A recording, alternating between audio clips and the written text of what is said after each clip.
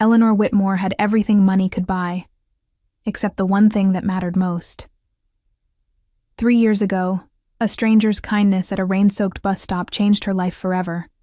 But when she finally found him again, Marcus Reed wanted nothing to do with her billions. He saw right through her designer clothes to the lonely woman beneath, yet his protective walls were built from painful betrayals she knew nothing about. What Eleanor didn't realize was that her desperate search for genuine love would force her to choose between the empire her family built and the mechanic who made her feel truly alive for the first time. But Marcus had his own devastating secret about why he could never trust a woman like her. And when the truth finally exploded, it would either destroy them both or prove that some connections are worth risking everything for. If you're watching this, subscribe and tell me where you're from, because this story of forbidden love across worlds will leave you questioning everything you thought you knew about what really matters. The morning air was crisp as Marcus Reed walked into Sunnyside Cafe, his 7-year-old son Liam's hand tucked safely in his. The small neighborhood spot buzzed with its usual mix of bus drivers, shop workers, and early commuters grabbing coffee before their day began. "Can I get a chocolate muffin, Dad?" Liam asked, pressing his nose against the glass display case. "You already had cereal," Marcus said, but his voice was gentle. "How about we save the muffin for after school?" Liam nodded, used to his father's practical approach to everything.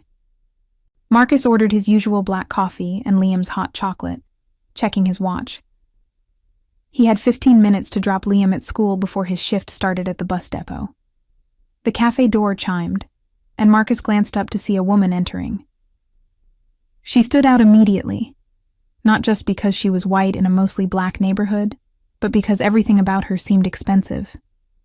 Her coat was perfectly tailored, her shoes looked like they cost more than Marcus made in a week, and she held herself with the kind of posture that came from private schools and country clubs. She looked around the cafe with uncertainty, like she'd accidentally wandered into the wrong zip code. Marcus felt his jaw tighten. He'd seen this before, wealthy people who got lost and ended up slumming it until they could find their way back to their comfortable world. The woman approached the counter, then seemed to change her mind. She turned and noticed Marcus and Liam sitting at a small table by the window. "Excuse me," she said, her voice soft but clear. "I'm sorry to bother you, but do you know if there's a metro station nearby?" Marcus looked up from his coffee. Her eyes were green, worried. Pretty, he noticed, then pushed the thought away. 2 blocks north," he said curtly. "Take a left on Elm Street." "Thank you." She hesitated. "I'm Eleanor. I'm new to the area and—" "Dad, we're going to be late," Liam interrupted, tugging on Marcus's sleeve. Marcus stood, grateful for the excuse. "Come on, buddy." He picked up his coffee and Liam's backpack. To the woman, Eleanor, he gave a quick nod. "Have a good day." He didn't look back as they left the cafe, but he felt her watching them through the window. "She seemed nice," Liam said as they walked toward his school. "You don't know anything about her," Marcus replied, more sharply than he intended. Liam fell quiet, and Marcus felt a pang of guilt. His son didn't deserve his bad mood, but something about that woman rubbed him wrong. Maybe it was the way she'd looked at the cafe like it was some exotic place she was brave for entering. Maybe it was how she'd said she was new to the area, like she was testing out living among regular people before deciding if it was worth her time. Marcus had worked hard to build a stable life for himself and Liam. They lived in a modest apartment 3 blocks from the school, 5 blocks from the depot. Their world was small but safe, predictable but warm. He didn't need strangers wandering through it, especially ones who looked like they'd disappear the moment something more interesting came along. After dropping Liam off, Marcus headed to work. The depot was already busy with drivers checking their routes and mechanics like himself inspecting buses for the day.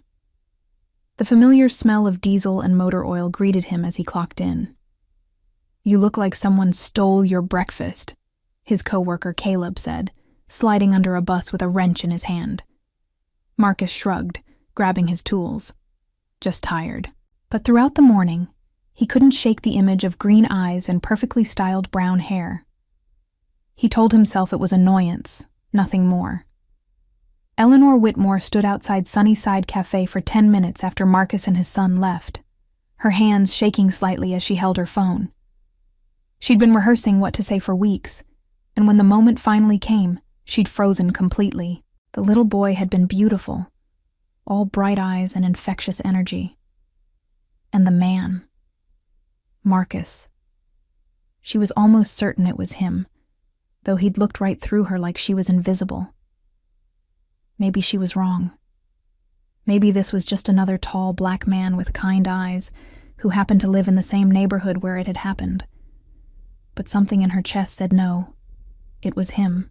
The same gentle way he'd moved when he stood up. The same careful attention to his son that had drawn her notice in the first place that night 3 years ago. Eleanor walked slowly down the street, passing small shops and modest houses. She'd grown up 20 minutes away in Westfield, but it might as well have been another planet. Here, people sat on their front steps talking to neighbors. Children played in small yards without scheduled activities or private tutors. It felt real in a way her world never had. Her phone buzzed. A text from her mother. Board meeting moved to 3 p.m. Don't forget the charity dinner Thursday. Eleanor almost laughed. She'd driven here this morning instead of going to her office, and her mother was worried about charity dinners. Ruth Whitmore had built the family foundation into a powerful force for good, but she'd never understood that Eleanor sometimes wanted to do good quietly, without cameras or tax benefits. Like the night 3 years ago when Eleanor had been 26 and stranded at a bus stop in the rain. Her car had broken down after a late dinner with college friends. Her phone was dead, and she'd been too proud to call her mother's driver. She'd stood there in her expensive dress, crying and scared, when a man had approached. Not to help, exactly. Just to wait with her, to make sure she was safe until help arrived. He'd shared his umbrella without being asked, had talked about small things, the weather, the late bus schedule, until she'd stopped shaking. When her friend finally found her, the man had simply nodded and walked away. She'd never even gotten his name, but she'd never forgotten his face. Eleanor had driven through this neighborhood dozens of times since then, hoping to see him again. Not for anything dramatic or romantic, just to say thank you properly, to tell him that his kindness that night had stayed with her through every lonely board meeting and empty dinner party that followed. Now she'd found him, and he clearly wanted nothing to do with her. Marcus was elbow-deep in an engine when his supervisor, Jim, called out, "Reed, you got a visitor." Marcus looked up, expecting to see Denise or maybe one of Liam's teachers. Instead, Eleanor stood near the depot entrance looking nervous and out of place. She'd changed into jeans and a simple sweater, but she still carried herself like someone who'd never had to worry about money. "Can I help you?"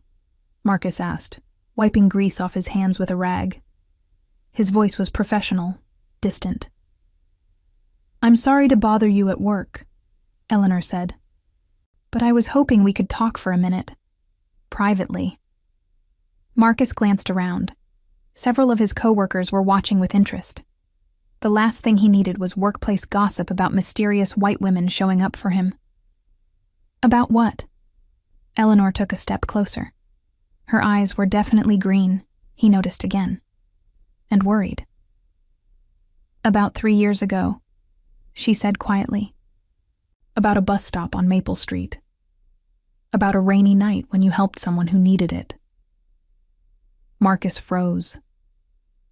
The wrench in his hand suddenly felt heavy. He remembered that night clearly. He'd been walking home from his second job, cleaning offices downtown, when he'd seen a young woman standing alone at the bus stop. She'd been crying, soaked through, clearly scared. Marcus's first instinct had been to keep walking. Getting involved with strangers, especially white women in expensive clothes, was asking for trouble. But something about the way she'd stood there, trying so hard to hold herself together, had reminded him of his sister Denise when their parents died. So he'd stopped, had waited with her until her friend arrived, had made sure she was safe. It had been a simple act of human decency. Nothing more. "I don't know what you're talking about," he said finally. Eleanor's face fell. "Please, I know it was you. I've been looking for you for 3 years. Why?" "To say thank you." Marcus stared at her. "You've been looking for 3 years to say thank you? You stayed with me when you didn't have to. You kept me safe. Do you have any idea how rare that is?" Marcus felt uncomfortable. He didn't like being looked at like some kind of hero for doing what any decent person would do, and he especially didn't like the way Eleanor was looking at him now, like he was something special instead of just a bus mechanic who happened to be in the right place at the right time. "Look," he said. "I don't know what kind of story you've built up in your head about that night, but it wasn't anything special. I waited with someone at a bus stop. That's it. It meant everything to me." "Well, don't make it mean more than it was." The words came out harsher than he'd intended, but Marcus couldn't help it. He'd seen this before. Wealthy people who discovered the real world and got all emotional about basic human kindness.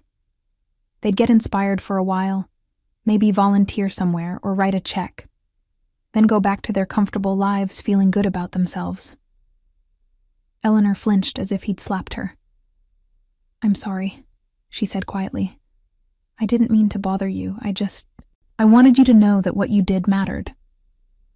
She turned to leave, and Marcus felt a strange twist in his chest, but he didn't call her back. That evening, Marcus sat at his small kitchen table, helping Liam with homework while pasta boiled on the stove. The apartment was quiet except for the sound of Liam's pencil scratching against paper and the hum of the refrigerator. "Dad," Liam said without looking up from his math worksheet, "why were you mean to that lady today?" Marcus nearly dropped his coffee mug. "What lady?" "The pretty one from the cafe. I saw her when you picked me up from school. She looked sad." Marcus had forgotten that the depot was visible from the school playground. Of course, Liam had seen Eleanor leaving. "I wasn't mean to her, buddy. We just had a misunderstanding." "About what?" Marcus struggled for an answer a 7-year-old would understand. "Sometimes adults make things more complicated than they need to be." Liam considered this seriously. "Is she going to come back?" "I don't think so." "Good," Liam said, then looked up at his father with wide eyes. "I mean, if she makes you sad, then it's good she won't come back. But if she makes you happy, then it's bad." Marcus stared at his son. Sometimes Liam's simple wisdom caught him off guard. "She doesn't make me anything," Marcus said. "I barely know her." But even as he said it, he knew it wasn't entirely true. Something about Eleanor's visit had unsettled him in ways he couldn't name. The way she'd remembered that night so clearly, the way she'd looked when he'd dismissed her kindness as nothing special. Marcus had spent 3 years building walls around himself and Liam. Good walls that kept them safe and stable. He worked hard, paid his bills, raised his son, and didn't ask for anything from anyone. It was a good life, even if it was sometimes lonely. People like Eleanor didn't fit into that life. They were complications waiting to happen, temporary visitors who'd leave when reality got too difficult or too boring. But as Marcus tucked Liam into bed that night, he found himself thinking about green eyes and the way someone could look for 3 years just to say thank you. He pushed the thought away. Some doors were better left closed. The next morning brought the kind of October chill that made Marcus grateful for his coffee. He'd barely slept, replaying yesterday's conversation with Eleanor over and over. Every time he'd started to drift off, he'd see her face when he'd told her not to make that night mean more than it was. His phone buzzed as he got dressed for work.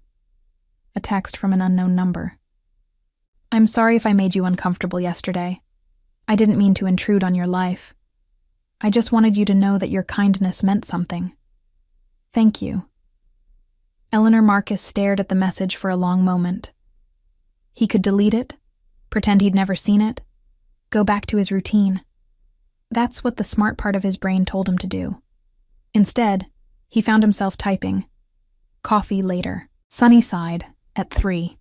He hit send before he could change his mind. Eleanor arrived 10 minutes early, her hands wrapped around a cup of tea she wasn't drinking. She'd changed clothes 3 times that morning, settling finally on simple jeans and a blue sweater that didn't scream money. When Marcus walked in, she felt her breath catch. He moved with the same careful purpose she remembered from that rainy night.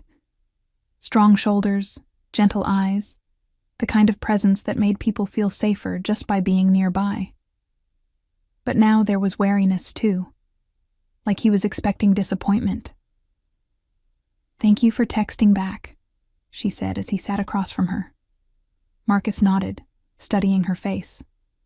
In the afternoon light, she looked younger than he'd first thought, maybe 29 or 30. Her hands were soft, no calluses, no paint under her nails like his sister's. But there was something real in her expression, something that made him want to believe her gratitude wasn't just rich girl guilt. "Tell me about that night," he said finally. "What you remember." Eleanor's eyes widened slightly. "You do remember." "I remember a scared woman at a bus stop. I remember waiting until her friend picked her up. I remember thinking she probably learned her lesson about driving alone in neighborhoods she didn't know. That's not..." Eleanor stopped herself, took a breath. "I mean, you're right about the facts. But you're wrong about why I was there." "Okay. I was coming back from dinner with college friends. People I'd known for years but never really felt close to. We'd spent 2 hours talking about shopping and vacations and who was dating whom. Empty things. I was driving home thinking about how lonely I felt even when I was surrounded by people." Marcus felt something shift in his chest. He knew that feeling. "My car broke down on Maple Street," Eleanor continued. "Dead battery. My phone had died too, because I'd forgotten to charge it. I stood there for 20 minutes before I worked up the courage to walk to the bus stop and ask someone for help. But nobody was there when I found you. Because the first person I asked laughed at me, said I looked like I could afford a taxi and walked away. The second person ignored me completely. By the time you showed up, I'd given up on asking for help. I was just standing there." Marcus remembered now, how she'd been staring down the street like she was waiting for something that wasn't coming. How she'd jumped when he'd spoken to her. "You didn't ask me for anything," he said slowly. "I was too scared, not of you," she added quickly, "of being rejected again. So when you just stood there with me, shared your umbrella, talked about normal things like the weather and whether the late bus was reliable, it felt like a miracle. It wasn't a miracle. It was basic human decency. Do you know how rare basic human decency is when you look like trouble?" Marcus frowned. "You didn't look like trouble. You looked like money." Eleanor laughed, but there was no humor in it. "Same thing, in most people's minds. Either I was slumming it for fun, or I was judging them. Or I was going to cause problems they didn't need. You were the only person who looked at me and saw someone who needed help." Marcus stared at his coffee. He'd never thought about it that way. That her expensive clothes might have made her a target for judgment instead of special treatment. In his experience, money opened doors. But maybe it also closed some. "So you've been looking for me for 3 years, just to say thank you?" "Not looking hard," Eleanor said quickly. "I'm not a stalker. Sometimes I drive through this neighborhood. Maybe stop at the cafe. I work downtown, so it's not completely out of my way." "What kind of work?" Eleanor hesitated. "I help run a family foundation. We fund education programs mostly." It sounded respectable, normal even, not like the spoiled rich girl Marcus had imagined. "And you live around here?" "No." Another hesitation. "I live in Westfield." Marcus knew Westfield.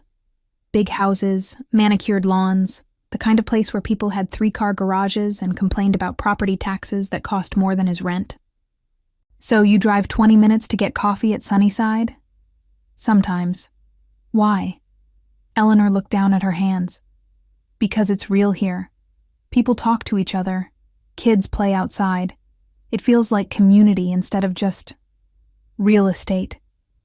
Marcus wanted to dismiss that as naive rich girl romanticism, but there was something in her voice that stopped him, a loneliness that felt familiar. Your family foundation, he said. What's it called? Whitmore Foundation. The name hit Marcus like cold water. He'd heard of the Whitmore Foundation. Everyone in the city had. They funded schools, scholarships, community centers, the kind of money that built wings of hospitals and got your name carved in stone. Eleanor Whitmore. Not just rich. Wealthy in a way that made his little apartment and steady paycheck look like poverty. You're that Whitmore, he said. Yes. Why didn't you tell me? Would it have mattered? Marcus didn't answer, but they both knew it would have. It would have changed everything.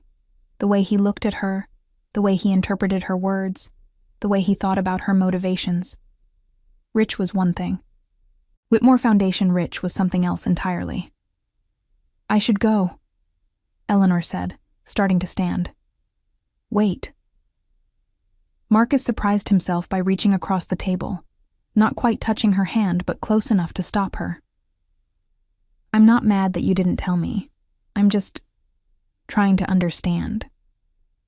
Understand what? Why someone with your resources spent 3 years looking for a bus mechanic to say thank you. Eleanor sat back down slowly. Because money doesn't buy the kind of kindness you showed me. I've written $1,000 checks to charities and felt nothing. But 20 minutes with a stranger who treated me like a human being instead of a problem or an opportunity, that changed something in me. Changed it how? Made me want to be better.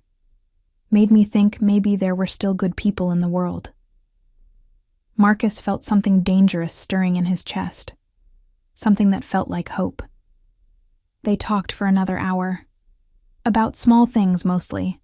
Eleanor's work with literacy programs, Marcus's plans to eventually open his own garage, Liam's obsession with dinosaurs. Nothing deep or earth-shaking. Just the kind of conversation that happened between two people getting to know each other. When Marcus finally checked his watch, he was shocked to see it was almost 5. I have to pick up my son, he said. Of course. Eleanor gathered her purse, then hesitated. Marcus, could we maybe do this again? Just talk. I mean, no pressure, no expectations. I just enjoy talking with you. Marcus looked at her. Really looked. Underneath the expensive clothes and perfect posture, he saw someone who was maybe as lonely as he was. Someone who'd spent 3 years thinking about 20 minutes of simple human kindness. Okay, he said, but not here. Where then? Riverside Park, tomorrow at lunch. There's a playground where Liam can see us if he happens to walk by the school fence. Eleanor smiled, and Marcus realized it was the first real smile he'd seen from her. I'd like that. That evening, Marcus's sister Denise stopped by with groceries and her usual mountain of opinions. She found Marcus distracted, burning dinner and staring out the window. Okay, she said, turning off the burner and facing him. What's her name? Whose name? The woman who's got you acting like a teenager with his first crush. Marcus sighed. Denise had always been able to read him too easily. It's complicated. It's always complicated. That's what makes it interesting. Marcus told her about Eleanor, the bus stop 3 years ago, her visit to the depot, their conversation at the cafe. He left out the part about the Whitmore Foundation. That felt too big to say out loud yet. So let me get this straight, Denise said when he finished. A woman spent 3 years looking for you just to say thank you, and you're treating her like she's trying to con you? I'm being careful. You're being scared. Same thing sometimes. Denise studied his face. What are you really afraid of, Marcus? That she's lying? Or that she's telling the truth? Marcus didn't answer, but his silence was answer enough. You know, Denise said gently, not everyone who cares about you is going to leave. Most of them do. Mama and Daddy didn't choose to leave, and Keisha. Denise paused.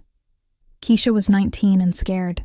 That doesn't mean every woman who shows interest in you is going to run away when things get real. Marcus knew his sister was right, but knowing and feeling were different things. After Liam's mother had disappeared, literally packed her bags one night and left without a note, Marcus had decided that emotional safety meant keeping people at arm's length. It had worked for 7 years. It was a good system. But something about Eleanor made him want to be brave enough to try something different. The next day at Riverside Park, Marcus arrived early and claimed a bench with a clear view of both the playground and the school fence. Eleanor appeared right on time, carrying 2 sandwiches and a bottle of water. I wasn't sure if you'd eaten, she said, offering him one of the sandwiches. Thanks. Marcus unwrapped it. Turkey and Swiss on wheat bread. Simple, not fancy. Good guess. They ate in comfortable silence, watching joggers and dog walkers pass by. It was Eleanor who finally spoke. Can I ask you something? Shoot. That night at the bus stop, did you stay because you felt sorry for me? Or because you would have done it for anyone? Marcus considered the question. Both, I guess. I felt sorry for you because you looked scared, but I would have done it for anyone because that's how I was raised. Tell me about that. How you were raised. My parents died when I was 27. Car accident. Before that, they taught me and Denise that you help people when they need help. Not because you expect something back, but because it's the right thing to do. I'm sorry about your parents. Thanks. They were good people, worked hard, loved hard, never had much money but always shared what they had. Eleanor was quiet for a moment. My parents are still alive, but I'm not sure they ever taught me anything about helping people. My mother talks about charitable giving like it's a business strategy. My father died when I was 12, and my stepfather, he's nice enough but distant. Everything in my family is about image and efficiency. Sounds lonely. It is. Eleanor looked at him. Is that why you were so suspicious of me? Because you thought I was just another rich girl playing at caring? Marcus nodded. I've seen it before. People who discover they have feelings and want to make a big production out of them. Usually doesn't last long. And now? Now I think maybe you're just someone who's been lonely for a long time and doesn't know how to fix it. Eleanor's eyes filled with tears. She blinked away quickly. That's probably the most accurate thing anyone's ever said about me. They finished their sandwiches in easy silence. As Eleanor was gathering her trash, Marcus made a decision that surprised him. There's a community center fundraiser this weekend, he said. Nothing fancy. Just local people raising money for after-school programs. If you want to see real charitable giving, you could come with me and Liam. Eleanor's face lit up. I'd love that. It's not your world, Marcus warned. Bake sales and donated prizes and speeches that go on too long. No photographers or tax benefits. Sounds perfect. As they walked back toward the parking area, Marcus found himself thinking that maybe Denise was right. Maybe not everyone who cared about him was going to leave. Maybe some people were worth the risk of hoping. But first, Eleanor needed to tell him the rest of her truth, because Marcus could feel there was more she wasn't saying, and if they were going to do this, whatever this was, it had to be built on honesty. The question was whether she was brave enough to be completely honest with him, and whether he was brave enough to let her. Saturday morning dawned crisp and clear. Perfect weather for the Riverside Community Center's annual fundraiser. Marcus stood in front of his bathroom mirror, changing shirts for the 3rd time. He'd settled on a blue button-down that Denise had bought him last Christmas, then switched to a polo, then back to the button-down. Dad, you look fine, Liam called from the hallway. Are we going to be late? No, buddy. Just making sure I'm presentable. For the pretty lady?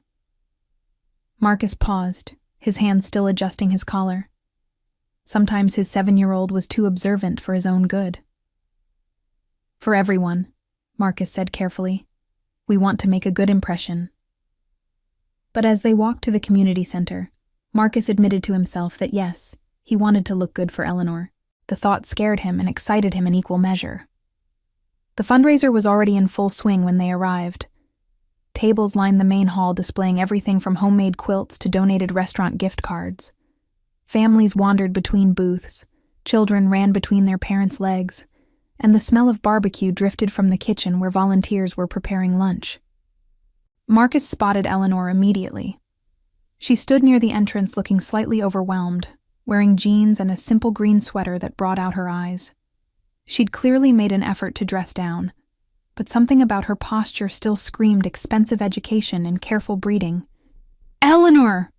Liam broke away from Marcus and ran toward her with the fearless enthusiasm of childhood. Hi, Liam. Eleanor's whole face softened as she crouched down to his level. I like your dinosaur shirt. It's a T-Rex. Dad says they're extinct, but I think some might be hiding in caves. That's definitely possible, Eleanor said seriously. Caves would be excellent hiding spots for dinosaurs. Marcus felt something warm spread through his chest watching them interact. Eleanor didn't talk down to Liam or patronize him the way some adults did. She listened to him like his opinion mattered. Sorry, Marcus said as he caught up. He gets excited about new people. Don't apologize. I'm excited about new people too. They spent the morning wandering between booths.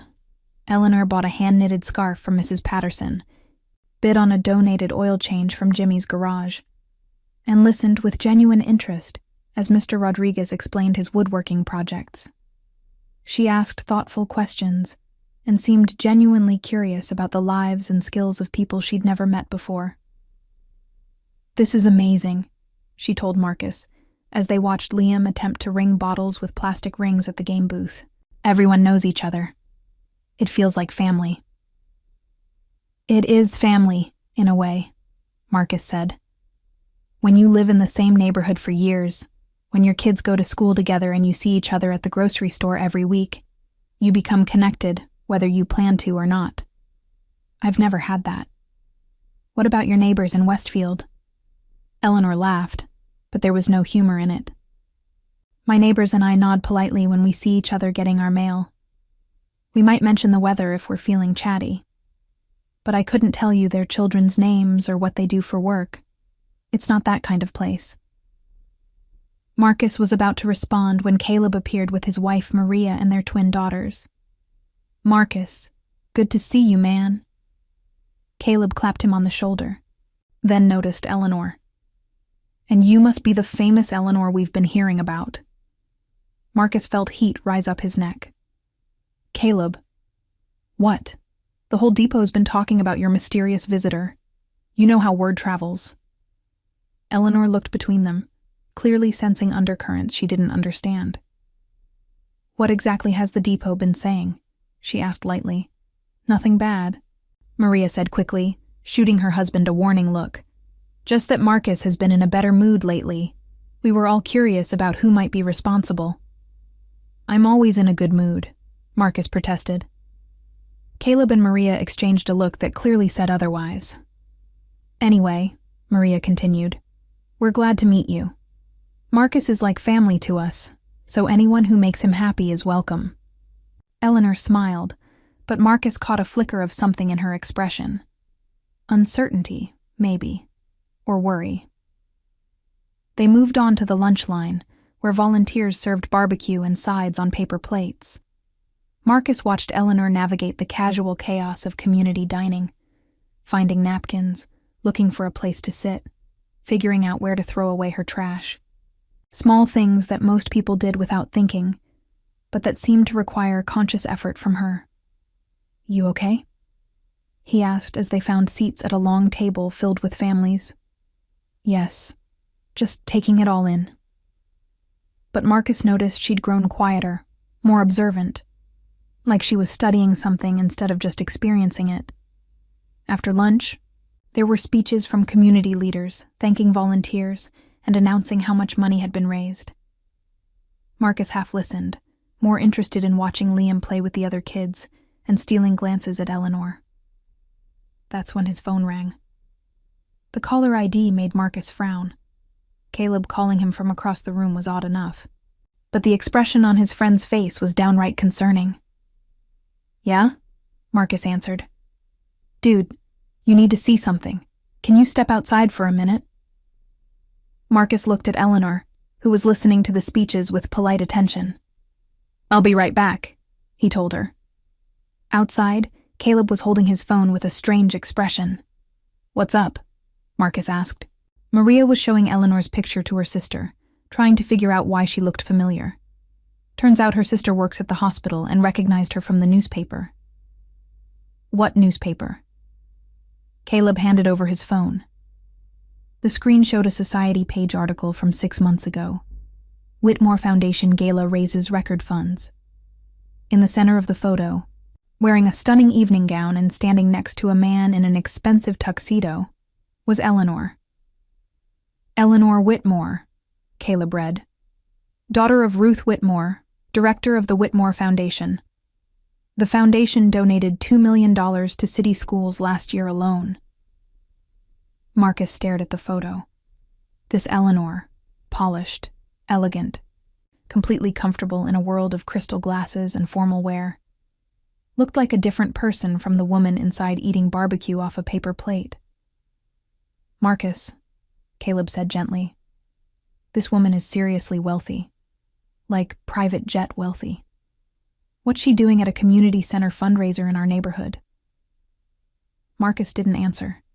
His mind was reeling, trying to reconcile the Eleanor in the photo with the woman who'd sat with him in the park eating sandwiches, who'd crouched down to talk to his son about dinosaurs, who'd looked so lonely when she talked about her neighbors. "Did you know?" Caleb asked. "I knew she had money. I didn't know how much. $2 million to schools, man. That's more money than our whole neighborhood sees in a decade." Marcus handed the phone back. "I need to think." "Marcus, I need to think," he repeated, and walked back inside. Eleanor was exactly where he'd left her, applauding politely as a local teacher thanked the community for its support.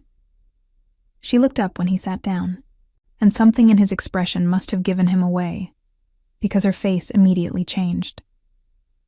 "What's wrong?" she asked quietly. "Nothing. Just Caleb being Caleb." But the easy warmth between them was gone, replaced by a tension that made everything feel different. When Eleanor excused herself to use the restroom, Marcus found himself studying her movements, looking for signs of the wealth and privilege he now knew she carried. The way she thanked the volunteer who pointed her toward the bathroom, polite but distant, like she was used to people serving her. The way she navigated around children playing on the floor, careful not to touch or be touched, like she was afraid of getting messy. Small things he'd dismissed before now seemed significant. When she returned, Marcus made an excuse about Liam being tired and suggested they leave early. The walk home was quiet. Too quiet. "Dad," Liam said as they reached their apartment building, "is Eleanor coming up to see our home?" Marcus glanced at Eleanor, who was standing beside her car looking uncertain. "Maybe another time, buddy. But she bought me a dinosaur book at the fundraiser. I want to show her my other dinosaur stuff." Marcus felt trapped. He wasn't ready to have Eleanor in his apartment, in his private space, not when his head was spinning with questions about who she really was. But disappointing Liam felt worse. "Just for a few minutes," he said finally. Eleanor followed Marcus and Liam up 2 flights of stairs to their apartment, hyper-aware of every detail. The worn carpet in the hallway, the sound of television and conversation coming from behind thin doors, the smell of cooking food, something with onions and garlic that made her stomach rumble despite the barbecue lunch. Marcus's apartment was small but immaculately clean. The furniture was modest but well cared for.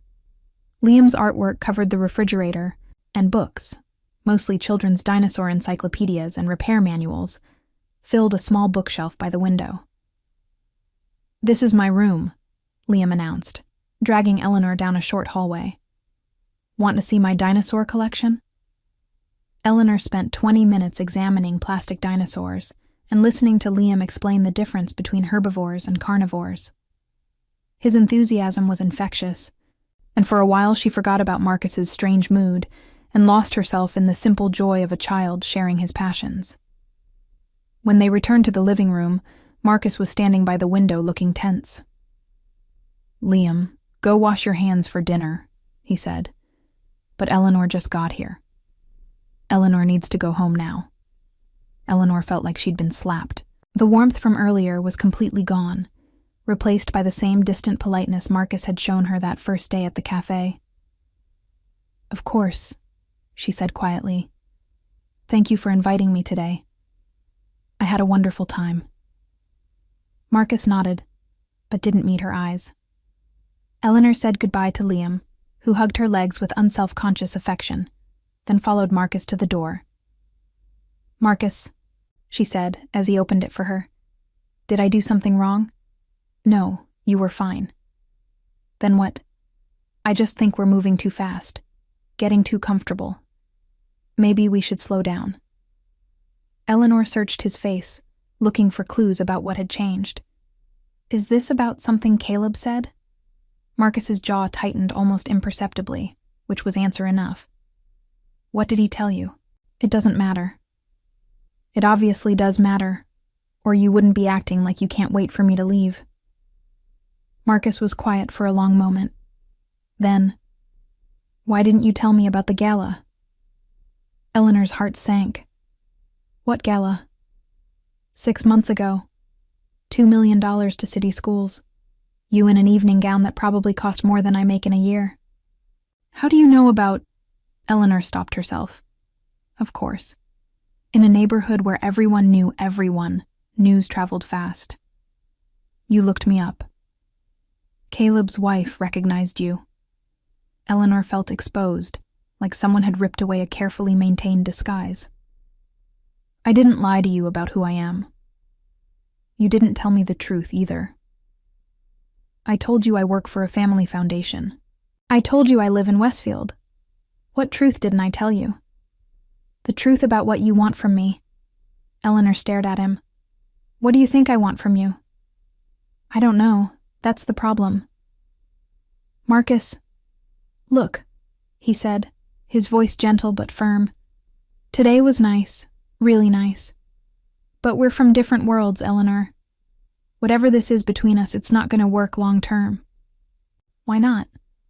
"Because I'm a bus mechanic who lives in a 2-bedroom apartment and shops at discount grocery stores. And you're—" he gestured vaguely. "You're Eleanor Whitmore. You donate more money to charity in one night than I'll make in my lifetime. That doesn't mean we can't be friends." "Friends?" Marcus looked at her with something that might have been pity. "Is that what you think this is?" Eleanor felt heat rise in her cheeks. "I don't know what this is. I was hoping we could figure it out together." "There's nothing to figure out. We had some nice conversations. We spent a day together. But that doesn't change the facts." "What facts?" "You're going to get bored, Eleanor.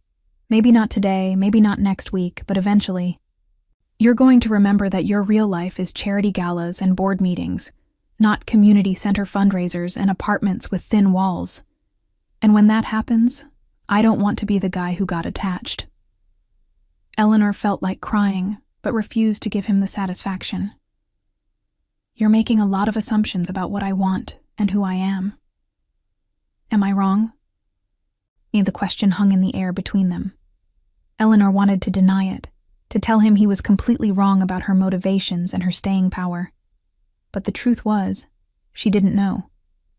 She'd never been in a situation like this before, attracted to someone from a completely different world, trying to navigate feelings she didn't fully understand. "I guess we'll never find out," she said finally. Marcus nodded, looking relieved and sad at the same time. "I guess not." Eleanor walked to the elevator with as much dignity as she could manage. Only when she was safely in her car did she allow the tears to come. She'd found Marcus again after 3 years of searching. She'd thought they were building something real, something honest. But in the end, he'd looked at her bank account and decided she wasn't worth the risk. Maybe he was right. Maybe people from different worlds couldn't bridge that gap, no matter how much they wanted to. But as Eleanor drove home to her empty house in Westfield, she couldn't shake the feeling that they'd given up too easily. That somewhere between fear and pride, they'd lost something that could have been beautiful. The question was whether either of them was brave enough to fight for it. For 3 days, Marcus threw himself into work with the kind of determination that worried his coworkers. He arrived early, stayed late, and attacked every mechanical problem like it was a personal enemy. By Thursday afternoon, even Jim was getting concerned. "Reed," his supervisor called out, "take a break. That engine isn't going anywhere." Marcus looked up from under the hood of Bus 47, realizing he'd been staring at the same bolt for 10 minutes without actually seeing it. His hands were grease-covered, his back ached, and he still couldn't stop thinking about the look on Eleanor's face when he dismissed her as someone who would get bored. "I'm fine," he said, reaching for his wrench again. "No, you're not, and you're making everyone nervous. Go home, see your kid, figure out whatever's eating at you." Marcus wanted to argue, but he knew Jim was right.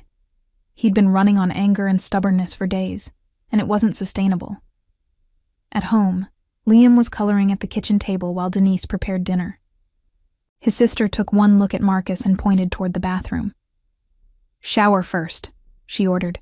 "Then we're talking." 30 minutes later, Marcus sat at his own table feeling almost human again. Liam chatted about his day at school while Denise served spaghetti and studied Marcus with the kind of attention that meant she was planning an intervention. "Buddy," she said to Liam after dinner, "why don't you go practice reading in your room? I need to talk to your dad about grown-up stuff." Liam obediently gathered his books, then paused at Marcus's chair. "Dad? Are you sad because Eleanor went away?" Marcus felt his heart clench. "What makes you think Eleanor went away?" "You get the same face you had after Mama left, all angry and sad at the same time." Denise and Marcus exchanged a look over Liam's head. Sometimes the boy's emotional intelligence was startling. "Eleanor didn't leave like your mama did," Marcus said carefully. We decided we're better as friends who don't see each other very much." "That's dumb," Liam said with 7-year-old certainty. "She was nice to me. She listened when I talked about dinosaurs, and she made you smile different." "Smile different how?" "Like you were happy inside instead of just being good at acting happy." After Liam went to his room, Denise poured 2 cups of coffee and sat across from Marcus. "Okay," she said. "Tell me what really happened." Marcus told her everything. The community center fundraiser, Caleb's discovery about Eleanor's wealth, the conversation at his apartment door. When he finished, Denise was quiet for a long moment. "So, let me make sure I understand," she said finally. "A woman spent 3 years looking for you to say thank you. She's been nothing but honest and kind to you and Liam. She fits into our community like she belongs here. And you sent her away because she has money? It's not that simple, isn't it? Denise, she donated $2 million to schools in one night. That's not just having money. That's having more money than I can even comprehend." So what could she possibly want with me? With us? This is probably just some kind of rich girl adventure. She'll get tired of playing house with regular people and go back to her real life. Denise leaned back in her chair, studying him. "Marcus, do you hear yourself right now?" "What do you mean?" "You sound exactly like Daddy did when Mama first showed interest in him." Marcus frowned. Their father had been a mechanic too, their mother a teacher with a college degree. Hardly a fairy tale class difference. "That's not the same thing. Daddy used to say Mama was too educated for him, too good for him, that she'd eventually figure out she could do better, He almost didn't ask her to marry him because he was so convinced she'd say no. But Mama wasn't. Mama had 2 degrees and came from a family with money. Daddy dropped out of high school to help support his siblings. In 1985, that felt like a huge gap. Daddy was convinced Mama was slumming it until someone more suitable came along. Marcus had never heard this story before. His parents had always seemed perfectly matched. What changed his mind? Mama did. She told him that if he was going to make decisions about their relationship based on fear instead of love, then maybe he wasn't the man she thought he was. That's different. They actually knew each other. Eleanor and I have had, 5 conversations. How many conversations do you need to know that someone is kind? That they care about your son? That they look at you like you matter? Marcus was quiet, thinking about the way Eleanor had listened to Liam's dinosaur explanations with genuine interest, the way she'd bought a hand-knitted scarf from Mrs. Patterson without condescension, the way she'd looked when he'd told her they were from different worlds, hurt, but not surprised, like she'd been expecting rejection all along. "What if you're wrong?" he asked finally. "What if she does get bored? What if she doesn't? What if you just threw away something real because you were too scared to find out?" Marcus didn't have an answer for that. That same Thursday evening, Eleanor sat in her mother's formal dining room, pretending to listen to Ruth Whitmore discuss the upcoming Thanksgiving charity dinner. The enormous mahogany table could seat 12, but tonight it was just the 2 of them at opposite ends, eating salmon that tasted like nothing and making polite conversation about philanthropic obligations. "The Hartwell Foundation wants to partner with us on the literacy initiative," Ruth was saying. "It would be excellent publicity, and James Hartwell has been asking about you specifically." Eleanor pushed food around her plate without eating. "James Hartwell is married, separated, and he's quite interested in expanding his foundation's reach. A partnership could be beneficial for both organizations. Mother, I'm not going to date someone for business reasons." Ruth sighed, in the way that meant she thought Eleanor was being deliberately difficult. "Darling, you're 29. You need to start thinking practically about your future. The foundation needs stable leadership, and you need—" "I need what?" "Someone appropriate. Someone who understands your responsibilities and your world." Eleanor set down her fork. "What if I told you I'd met someone? Someone I actually liked?" "I'd be delighted. Who is he? Do I know his family?" "He's a bus mechanic. He has a 7-year-old son. He lives in Riverside." Ruth's face went through several expressions before settling on careful neutrality. "I see. And how did you meet this person?" "He helped me once, a few years ago. I looked for him because I wanted to thank him." "That's very sweet, dear. I'm sure he appreciated your gratitude. Now, about the Hartwell partnership." "Mother, I wasn't finished." "Eleanor, I'm sure this man is very nice, but you can't be serious about pursuing a relationship with someone so unsuitable." "Unsuitable how?" "Darling, you have obligations, responsibilities. You can't just ignore your position because you have romantic feelings for someone inappropriate." "What if I could? What if I decided that my happiness was more important than appearances?" Ruth set down her water glass with the kind of precision that indicated controlled anger. "Your happiness? Eleanor, do you have any idea what your father built? What I've spent 20 years protecting and growing? The foundation provides scholarships to thousands of students every year. We fund community centers, literacy programs, job training initiatives. Your personal happiness is lovely, but it's not more important than the good we do. I could still do good work even if I wasn't with someone you approved of." "Could you? With a man who doesn't understand your world? Who might resent your obligations or feel threatened by your success? Who would probably expect you to abandon everything you've worked for to play house in some modest little neighborhood?" Eleanor felt something twist in her stomach. Her mother's words hit uncomfortably close to Marcus's assumptions about why their worlds couldn't mix. "You don't know him." "I don't need to know him, darling. I know you. You're used to a certain lifestyle, certain expectations. You think you want something simpler, but you've never actually lived simply. You've never had to worry about money or security, or whether you can afford your child's education. Romance is lovely, but it doesn't pay bills or build foundations.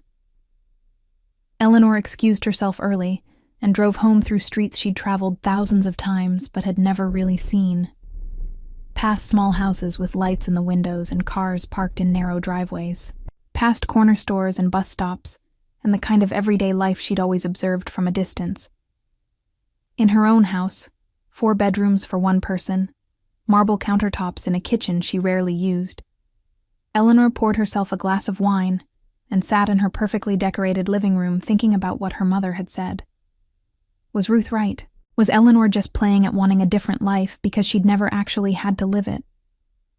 Would she eventually miss the security that money provided, the ease of never having to check account balances or comparison shop or worry about whether her child could afford college? Eleanor thought about Marcus's apartment, small but warm, filled with evidence of a life built carefully within limits. She thought about Liam's excitement over a $5 dinosaur book, about the community center fundraiser where people celebrated raising $3,000 like it was a major victory. It had felt real in a way her life never had. But was that just novelty wearing off? Friday afternoon brought unseasonably warm weather, the kind of October day that felt like summer's last gift. Eleanor found herself driving toward Riverside without planning to, pulled by a restlessness she couldn't name. She parked near the elementary school just as children were being dismissed, and spotted Liam immediately.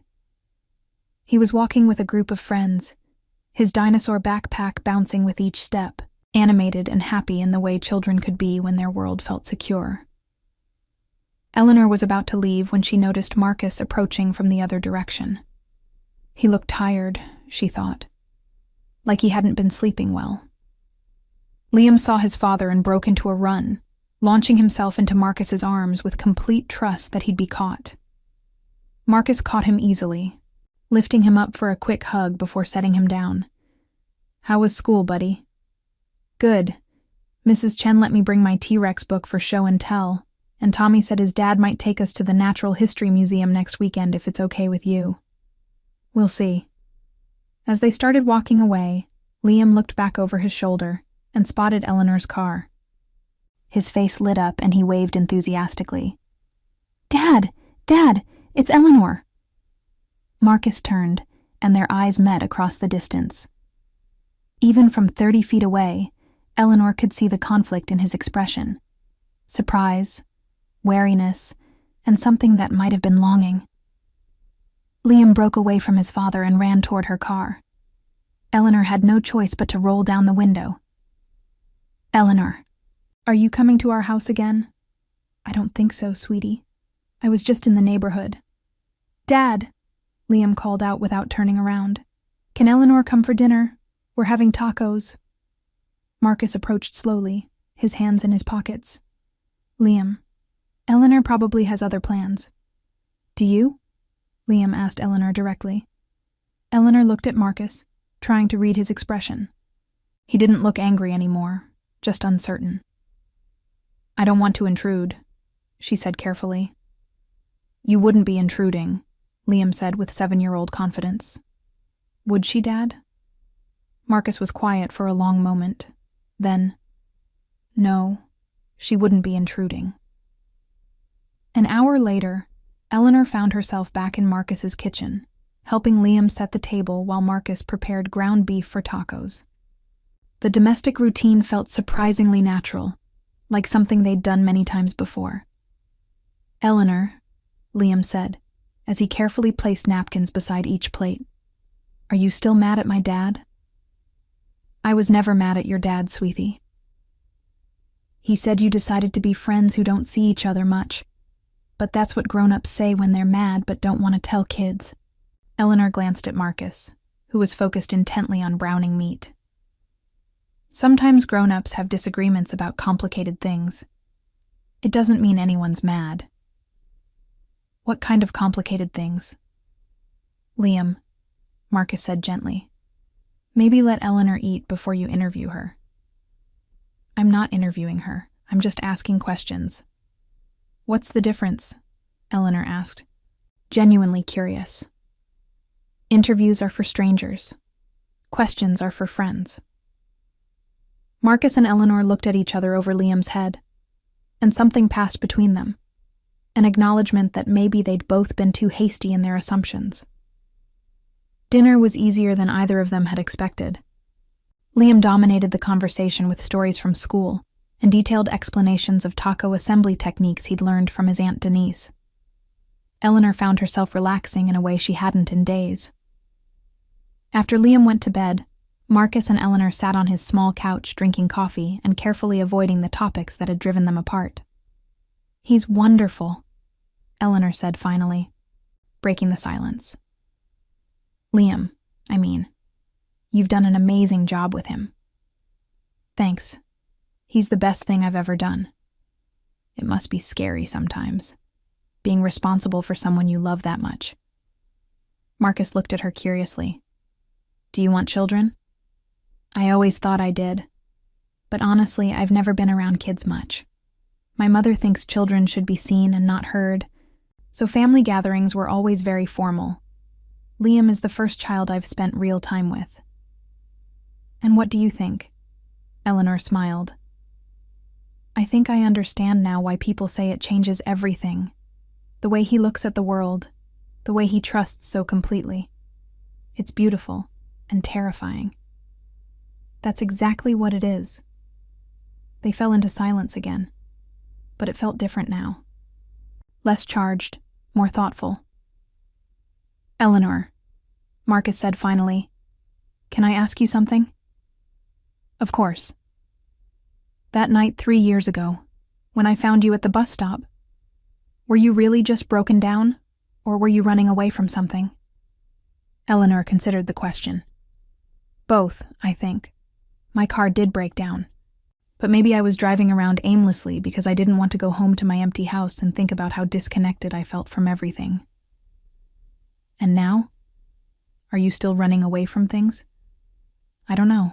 Maybe. Or maybe I'm trying to run toward something for the first time in my life." "Toward what?" Eleanor looked at him. Really looked. At his careful hands wrapped around his coffee mug, at the way his eyes crinkled slightly when he was thinking, at the evidence of his life with Liam scattered around the small apartment. "Toward feeling like I belong somewhere," she said honestly. "Toward being with people who see me as Eleanor, not as the Whitmore Foundation. Toward maybe falling in love with someone who makes me want to be braver than I've ever been." Marcus set down his coffee cup. "Eleanor, I know what you're going to say. We're from different worlds. It won't work. I'll get bored, or you'll get tired of dealing with my complications, and someone will get hurt." "Yeah, that's what I was going to say. What if you're wrong? What if we're both wrong about what we can handle?" Marcus was quiet for a long moment. "What if we're not? What if this is just two lonely people wanting something that looks better from a distance? Then we'll find out together. And if it doesn't work, at least we'll know we tried. That's a big risk. The biggest risk is never finding out what we could have been." Marcus looked at her with something that might have been hope. "So what are you suggesting?" "I'm suggesting we stop making assumptions about what the other person wants or needs. I'm suggesting we try being honest about what scares us and what we hope for. I'm suggesting we give ourselves a chance to figure out if different worlds can learn to overlap. And if your mother disapproves, if my friends think I'm crazy for dating someone with more money than sense, if people stare at us and make assumptions, then we deal with it together, or we decide it's not worth dealing with and we walk away, but we make that decision based on what actually happens, not on what we're afraid might happen." Marcus stood up and walked to his window, looking out at the street where he'd built his careful, predictable life. Eleanor waited, giving him space to think. "I'm scared," he said finally without turning around. "Of what?" "Of getting attached, of letting Liam get attached, of believing this could work, and then watching it fall apart." Eleanor joined him at the window. "I'm scared too, of disappointing you." of not being strong enough for the real world, of discovering that I'm just another rich girl playing at being normal until it gets too hard. They stood side by side, both looking out at the same street, but seeing different possibilities. "So we're both scared," Marcus said.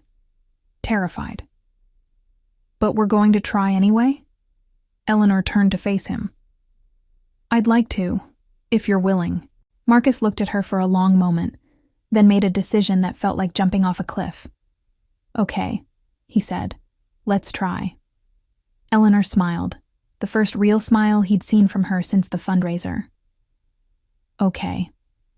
2 months later, Eleanor stood in Marcus's kitchen making pancakes while Liam set the table and Marcus read the newspaper at the counter. Snow fell softly outside the window, and the small apartment felt warm and alive with the kind of easy domesticity Eleanor had never experienced. It hadn't been simple. There had been awkward dinners where Eleanor's attempts to fit into Marcus's world felt forced. There had been tense conversations with Ruth about Eleanor's choices. There had been moments when both of them wondered if they were trying too hard to make something work that wasn't meant to be. But there had also been quiet evenings when Eleanor helped Liam with homework, while Marcus cooked dinner. Sunday mornings when they all walked to the park together and looked like a family. Nights when Marcus held her, and she felt like she'd finally found where she belonged. "Eleanor," Liam said seriously, as he arranged orange juice glasses, "when you and Dad get married, can I be the best man?" Eleanor nearly dropped the spatula. She and Marcus hadn't talked about marriage. They were still figuring out how to navigate dating across their different worlds. "Liam," Marcus said gently, "Eleanor and I aren't engaged. But you're going to be, right? Because she makes you happy, and she knows about dinosaurs, and she doesn't make weird faces when I talk too much." Eleanor looked at Marcus over Liam's head. They'd been together 2 months, which wasn't long enough to make forever decisions. But it was long enough to know that what they had felt real, felt worth protecting and growing. "Ask me again in a year," Eleanor told Liam.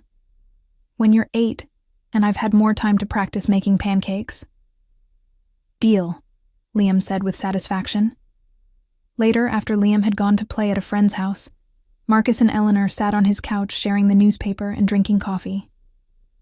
"So," Marcus said casually, "Liam seems to think we're getting married. Kids have active imaginations. Is that what you call it?" Eleanor set down her coffee and looked at him. "Are you asking me something, Marcus Reed?" "I'm asking if you can imagine a year from now. If you can see yourself still here, still wanting this life, still thinking pancakes on Saturday morning are better than whatever fancy brunch you're missing in Westfield." Eleanor considered the question seriously. A year ago, she couldn't have imagined any of this.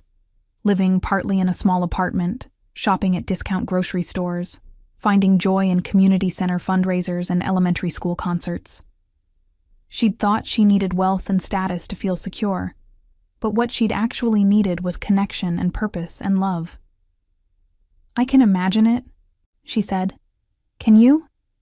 Can you imagine loving someone who comes with complications and family drama and more money than you'll ever be comfortable with?" "I already do," Marcus said simply. "Love someone like that, I mean."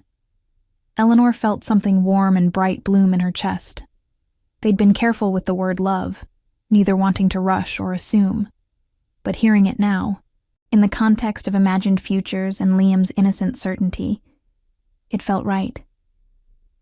"I love you too," she said. They sat in comfortable silence, watching snow fall and thinking about the future they might build together. It wouldn't be simple. Eleanor's world would always be different from Marcus's, and they'd have to navigate those differences carefully. But love, Eleanor had learned, wasn't about eliminating problems. It was about finding someone worth solving problems with. "Marcus?" she said finally. "Yeah?"